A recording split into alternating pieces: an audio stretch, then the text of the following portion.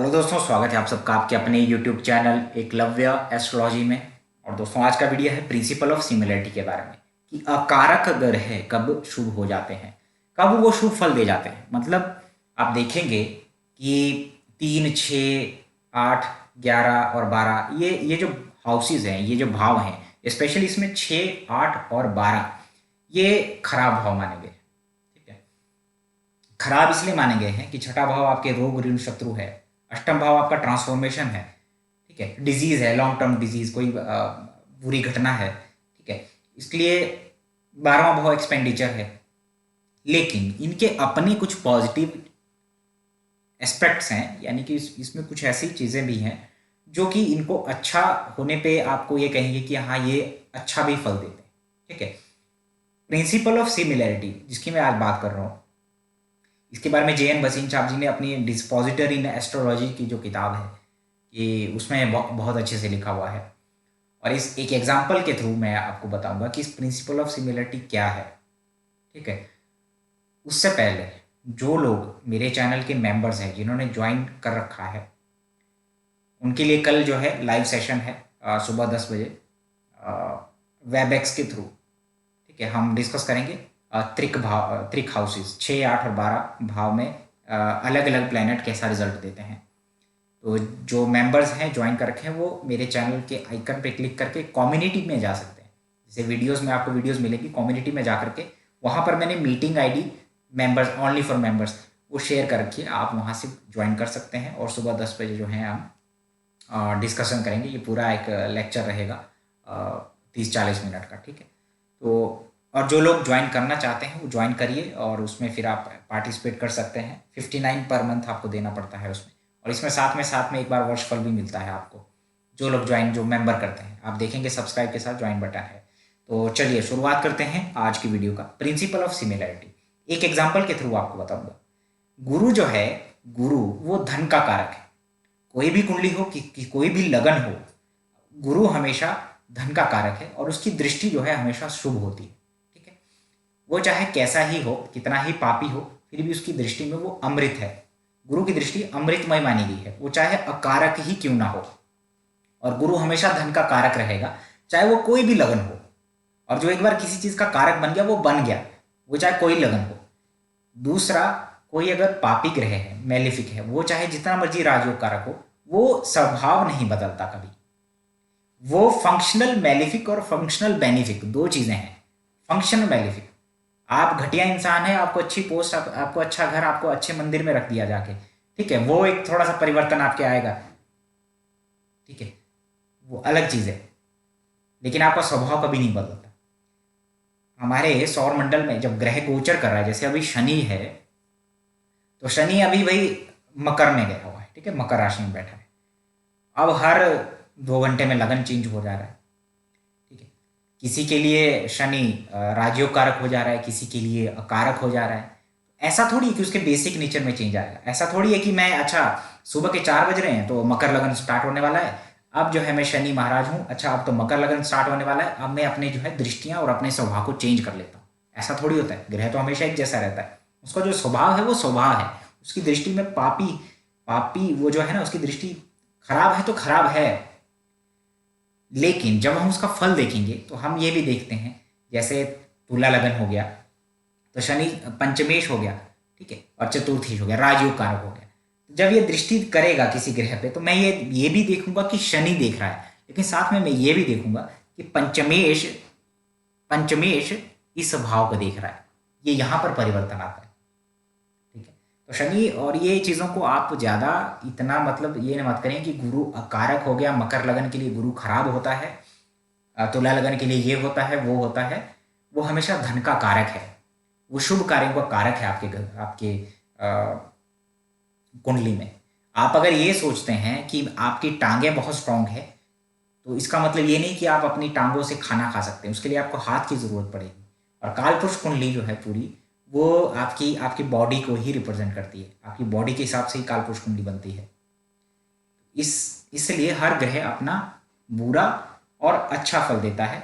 बात सिर्फ ये है कि उनको हाउसेस मिल जाते हैं कि आप इस हाउस के लॉर्ड हैं, आपको ये भी देना है साथ में। तो बात करिए कि तुला लगन है, तुला लगन में गुरु जो है तीसरे और छठे भाव का स्वामी है। अब आप कहेंगे ये तो बहुत ही बुरा हो गया, छठा भाव तो बहुत बुरा है, तीसरा भी है, लेकिन 3, 6, 10, 11 ये हाउसेज उपछया हाउसेज हैं, यानी कि ये जो ग्रोथ है आपके जीवन में उसको प्रमोट करते हैं आपके जीवन में। इन हाउसेज का होना बहुत जरूरी है। तीसरा यानी कि बोल्ड, करेजियस, यानी कि किसी चीज का इनिशिएटिव, शुरुआत, उसके लिए आपको तीसरे हाउस की जरूरत पड़ती है। मेहनत, आप बिना मेहनत के, बिना एफर्ट्स के आप कुछ कर ही नहीं सकते। छठा हाउसेस, छठा भाव, अगर मुझे 6, 8, 12 हाउसेज में से कहना हो कि सबसे अच्छा कौन सा है, बुरे तो सब है लेकिन इसमें से अच्छे वाला कौन सा है, तो छठा हाउस है। क्यों? क्योंकि एक तो ये अर्थ त्रिकोण में आता है, 2, 6, 10 अर्थ त्रिकोण में आता है। दूसरा ये उपछया हाउसेज में आता है, उपछया भाव। उपछया का मतलब होता है ग्रोथ, ठीक है। यानी कि ये जो हाउसेज होते हैं 3, 6, 10, 11 ये आपके जीवन में ग्रोथ को प्रमोट करते हैं, आपकी वृद्धि करते हैं जीवन में। 10वां भाव करियर का है, ये लाभ का है। ये भी छठा भाव, छठा भाव अगर आप देखेंगे 10वें से 9वां पड़ता है, आपके करियर से, आपकी जॉब से डायरेक्टली लिंक होता है, आपके कंपटीशन से। बिना कंपटीशन के आज की डेट में जॉब नहीं मिलता है कहीं पे, इंटरव्यूज होते हैं, कंपटीशन होता है।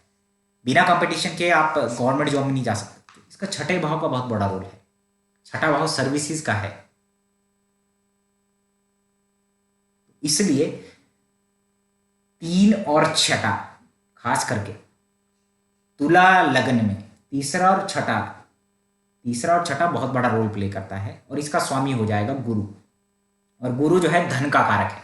और ये 3, 6, 10, 11 ये भी आपके धन से जुड़े हुए हैं, अर्थ त्रिकोण से जुड़े हुए हैं। कैसे आपको जिंदगी में तरक्की मिलेगी, हर चीज का मकसद आपकी जेब में है पैसा कमाना। आप कोई भी कार्य कर रहे हैं, आप कोई भी कार्य करते हैं उसमें पैसा कमाना ही उसका मतलब रहता है। तो ये 3, 6, 10, 11 ये हाउसेस आपके जीवन में ग्रोथ, आपके करियर, आपकी इन्वेस्टमेंट, आपके लाभ में वृद्धि करने वाले भाव होते हैं। तो तुला लगन में तीसरे और छठे का स्वामी गुरु हो जाता है, जो स्वयं धन का कारक है। और इस वजह से तुला लगन वालों के लिए गुरु जो है अच्छे फल देता है धन के मामले में, जॉब के मामले में, कंपटीशन के मामले में, अपनी दशांतर दशा में। वो अलग चीज है, रोग दे देगा, कर्जा दे देगा, वो अलग चीज है। लेकिन पैसे की जहां बात आएगी, वेल्थ की जहां बात आएगी, करियर की जहां बात आएगी, तुला लगन वालों के लिए गुरु जो है अच्छा फल देगा। छठा भाव तो वैसे भी बहुत ही इंपॉर्टेंट है आपके करियर की वजह से, क्योंकि दशम भाव से नवम पड़ता है ये, और अर्थ त्रिकोण का एक है, उपछाया हाउसेस का भी एक भाव है ये, ठीक है। तो जुपिटर जो है सिग्निफिकेटर है वेल्थ का, इसकी वजह से तुला लगन वालों के लिए ये वेल्थ के मामले में अच्छे रिजल्ट देगा, ठीक है। लेकिन इसका मतलब ये नहीं है कि हर लगन में ऐसा हो जाए।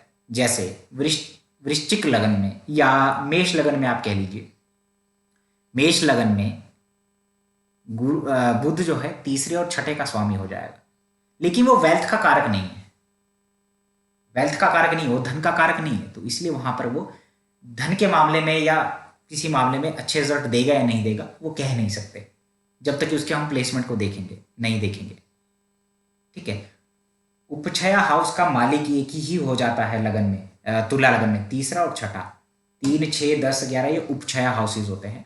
तो इसलिए तुला लगन में गुरु अच्छे फल देता है धन के मामले में, ग्रोथ के मामले में, पैसे के मामले में, ठीक है, जॉब के मामले में, कंपटीशन के मामले में। अगर शुक्र की बात करें, शुक्र 12वें भाव में अच्छा फल देता है। क्यों देता है? क्योंकि 12वें भाव का वही शुक्र देखेंगे इंजॉयमेंट है, लग्जरी है, ठीक है, भोग विलास है, और 12वां भाव इसी से, इन्हीं चीजों से जुड़ा हुआ है। तो इसलिए शुक्र 12वें भाव में अच्छे फल देता है, प्रिंसिपल ऑफ सिमिलरिटी के सिद्धांत के अनुसार, ठीक है। वृश्चिक लगन की बात करें, वृश्चिक लगन में अगर आप देखेंगे कि मरकरी, बुध जो है अष्टम और 11वें भाव का स्वामी हो जाता है, लेकिन इसका एसोसिएशन अगर गुरु के साथ हो जाए तो यह अच्छा फल देगा, धन के मामलों में बहुत अच्छा फल देगा। क्योंकि गुरु जो है वृश्चिक लगन में द्वितीय भाव का स्वामी और पंचम भाव का स्वामी है। जब द्वितीय भाव और पंचम भाव के स्वामी के साथ बुध का मेल हो जाएगा वृश्चिक लगन में, तो अच्छे फल देगा धन के मामले, ठीक है।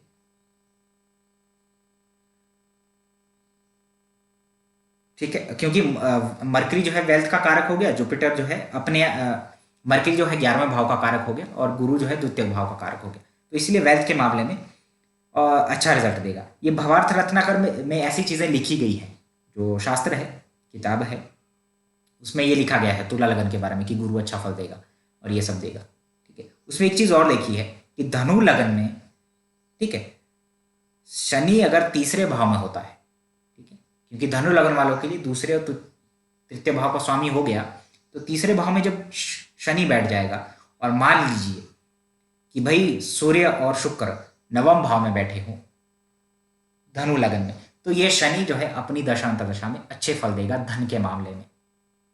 ऐसा इसलिए कि इस शनि के ऊपर सूर्य जो कि नवम भाव का स्वामी है और शुक्र जो कि 11वें भाव का स्वामी है उसकी दृष्टि रहती है, तो इसलिए शनि जो है अच्छे रिजल्ट देगा धनु लगन में। ठीक है ना, तो ये है प्रिंसिपल ऑफ सिमिलरिटी।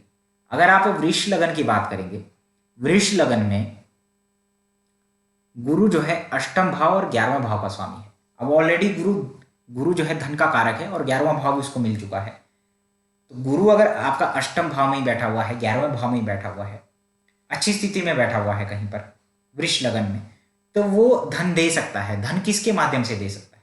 दूसरों का पैसा यूटिलाइज करना हो, अकाउंटेंट बना सकता है, रेवेन्यू में लेके जा सकता है आपको, LIC के थ्रू पैसा, जमीन जायदाद, अकस्मात धन की प्राप्ति, वो गुरु आपको करवा सकता है। खास करके अगर 8वें भाव में, 6ठे भाव में, 12वें में या 11वें में वृष लगन वालों के गुरु बैठा है, तो अपनी दशा अंतर्दशा में अकस्मात धन की प्राप्ति, LIC के थ्रू पैसा, शेयर मार्केट के थ्रू पैसा, स्पेकुलेशन के थ्रू पैसा, जो आपकी अनअर्न्ड इनकम नहीं है, जो आपने कमाया नहीं, वो ऐसे ही बस मिल जा रहा है आपको। तो इसलिए ये आप हमेशा देखें कि गुरु कहाँ पर धन का कारक है। अब मकर लगन में गुरु अगर द्वितीय भाव में बैठा हो, गुरु शनि के साथ बैठा हो, तो कैसे फल देगा कि धन की कमी तो नहीं आएगी, लेकिन धन रुकेगा भी नहीं। क्यों? क्योंकि गुरु वहाँ 12वें भाव का स्वामी हो चुका है, और 12वें भाव का द्वितीय भाव के स्वामी के साथ जो कंबंशन है, या तो वो फॉरेन से पैसा दे सकता है, या फिर ये है कि आपका पैसा बाहर की तरफ ज़्यादा रहेगा। अगर फॉरेन से भी पैसा देगा वो गुरु, तो भी उसका पैसा जो एक्सपेंडिचर है वो रहेगा बाहर की तरफ।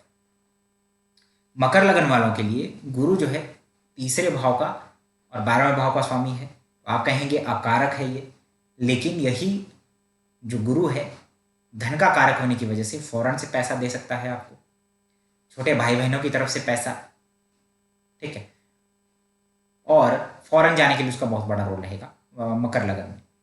इसलिए प्रिंसिपल ऑफ सिमिलरिटी जो है तुला लगन में विशेष करके यहाँ पर लागू होता है, क्योंकि तीसरा और 3, 6, 10, 11 हाउसेज उपक्षय हाउसेज और ग्रोथ को प्रमोट करते हैं, और गुरु कारक है धन का, तो इसलिए गुरु यहाँ पर अच्छे फल देता है, धन देता है अपनी दशा महादशा में। ठीक है, तो यही चीज़ आप देखें हमेशा कि आपको जीवन में क्या चाहिए, धन चाहिए, स्वास्थ्य चाहिए। अगर धन के लिए आप देख रहे हैं अपना चार्ट, तो ये चीज़ें आप देख लीजिएगा और उसी दशा अंतर्दशा में आपको फल मिलेंगे। ये ऐसा कभी नहीं है, इस सोच के साथ ना चलें कि 6, 8, 12 के स्वामी है तो आपके जीवन में कुछ नहीं दे सकते। धन का बहुत बड़ा रोल है अष्टम भाव से भी, क्योंकि वो अनअर्न्ड इनकम को दिखाता है। जब अष्टम भाव के स्वामी का संबंध 11वें भाव से बन जाता है, तो वो अकस्मात धन की प्राप्ति देता है, इनहेरिटेंस, जमीन जायदाद पुरखों की, या मतलब ऐसा कोई एक चीज़ और है जैसे एलिमनी जो पति की तरफ से ली जाता है डाइवोर्स के टाइम पे, वो भी अष्टम भाव से देखा जाता है। तो फ्री का पैसा है ना वो, तो इसलिए अष्टम भाव से देखा जाता है। तो प्रिंसिपल ऑफ सिमिलरिटी जो है यहाँ पर इस तरीके से, जब गुरु द्वितीय भाव का स्वामी हो जाए, साथ में वो 3, 6, 10, 11 में से किसी एक हाउस का लॉर्ड बन जाए या दोनों का बन जाए, तो उसके लिए अपनी दशा अंतरदशा में वो आपको करियर हो गया, जॉब हो गया, धन हो गया मामले में अच्छे रिजल्ट देगा। ठीक है दोस्तों, आज का जो विशेषकर वीडियो था वो तुला लगन के लिए था। बाकी अगली वीडियो आएगी बहुत जल्दी, राहु और राजयोग। तो आप वीडियो चैनल को सब्सक्राइब करिएगा, और वीडियो अच्छा लगे तो लाइक करिएगा, कमेंट करिएगा। ठीक है दोस्तों, लेता हूँ अलविदा, धन्यवाद।